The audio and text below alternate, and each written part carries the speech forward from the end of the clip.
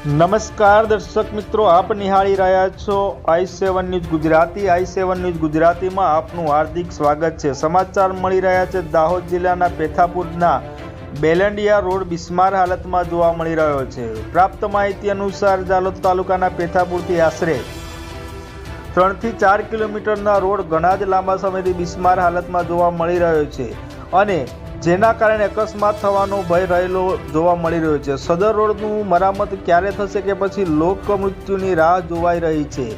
એના માટે તંત્ર ક્યારે જાગશે કે પછી આંધળા વિકાસની રથયાત્રાઓ નીકળતી જ રહેશે? ગુજરાત સરકારના સંકલ્પ વિકાસ યાત્રામાં કાઢીને છેવાડાના વિસ્તારનો સૌનો સાથ સૌનો વિકાસનું સૂત્ર સાથે આગળ વધી રહી છે, ત્યારે રોડ રસ્તાના જવાબદાર અધિકારીઓ હજી ઊંઘતા ઝડપાતા હોય તેવું જણાઈ આવે છે।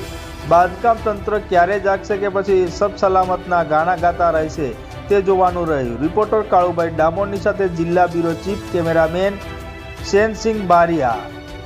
જોતા રહો અવનવી ખબરો જોવા માટે અમારી ચેનલને લાઈક કરો, શેર કરો અને સબસ્ક્રાઇબ